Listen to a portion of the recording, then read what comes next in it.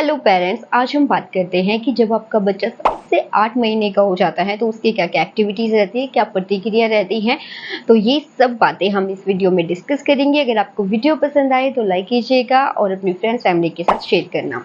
देखिए, सबसे पहली बात होती है कि हर बच्चा डिफरेंट है। हमें अपने बच्चे को किसी अन्य बच्चे के साथ कभी भी कंपेयर नहीं करना है। तो चलिए हम अभी बात करेंगे कि बच्चे की एक्टिविटीज़ क्या क्या हो सकती हैं।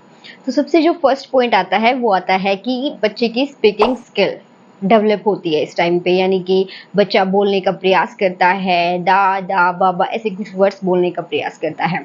इसके बाद आता है इंस्ट्रक्शन, यानी कि निर्देश। जैसे हम बच्चे को कोई निर्देश दे रहे हैं या फिर हमें बच्चे से कुछ चीज़ें लेनी है या उसको कुछ ना करने के लिए मना करना है, तो नो, यस, ऐसे कुछ निर्देश है, इंस्ट्रक्शंस है जो बच्चा इस स्टेज पर आकर समझने लगता है।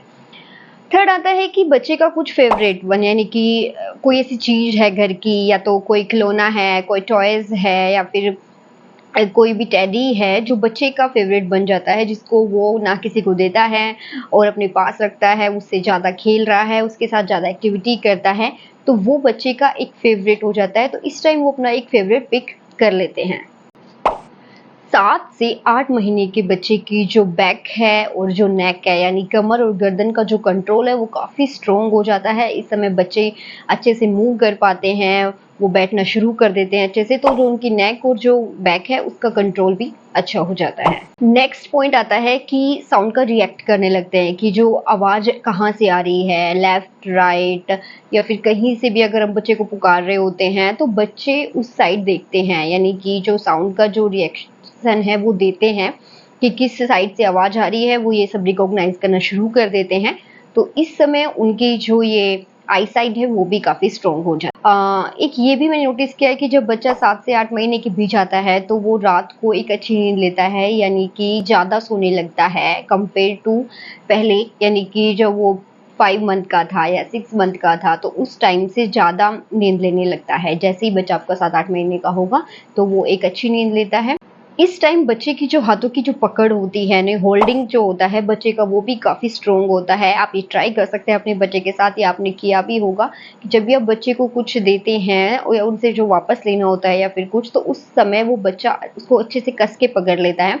तो जो बच्चे की जो होल्डिंग पावर है वो काफ़ी स्ट्रॉन्ग हो जाती है। इसके साथ साथ बच्चा जैसे ही 8 महीने का हो गया है या 7 प्लस हो गया है तो वो खिसकना शुरू कर देता है, जिसके कारण वो क्रोलिंग भी करना शुरू करेगा। तो वैसे जैसे बच्चा 8 महीने तक आएगा तो वो खिसकेगा एक जगह से दूसरी जगह पर, पेट के बल खिसकना शुरू कर। ये सब बातें थी जो हम रिकॉग्नाइज कर सकते हैं किसी बच्चे में कि वो 7 से 8 महीने के बच्चे की एक्टिविटीज़ का। अब हम बात करते हैं कि अगर इनमें जो मैंने अभी एक्टिविटी बताई है, इनमें से अगर आपका बच्चा कोई नहीं कर रहा है तो किस केस में आपको डॉक्टर के पास जाना है। सबसे पहले अट्रैक्शन, अगर बच्चे का किसी चीज़ के लिए अट्रैक्शन नहीं है, कोई टॉयज़ है या कोई भी थिंग है, कोई वस्तु है, उसके प्रति बच्चे का अट्रैक्शन बिल्कुल ज़ीरो है, बच्चा कोई रिएक्ट नहीं कर रहा है, तो इस केस में भी आपको डॉक्टर के पास ज़रूर जाना है। इसके अलावा आपके बच्चे ने अभी करवट लेना शुरू नहीं किया है या फिर सीटिंग बैठना भी शुरू नहीं किया है, बच्चा 8 महीने का हो गया है, वो बैठ नहीं पा रहा है, तो इस केस में भी आपको अपने डॉक्टर से कंसल्ट ज़रूर करना। 8 महीने के बच्चे में काफ़ी इमोशंस डेवलप हो सकते हैं या हो जाते हैं इस टाइम पे, और अगर बच्चा कोई रिएक्शन नहीं दे रहा है, बच्चे का किसी चीज़ के लिए कोई रिएक्शन नहीं है, तो इस केस में भी आपको डॉक्टर से ज़रूर मिलें।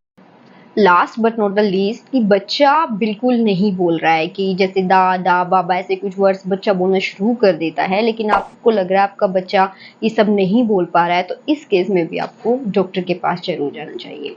क्योंकि हर बच्चे की एक्टिविटी अलग होती है, बच्चे का डेवलपमेंट अलग है, बच्चे की ग्रोथ अलग हो सकती है, लेकिन ज़्यादा ऐसा नहीं है कि बच्चा इनमें से कुछ करेगा ही नहीं।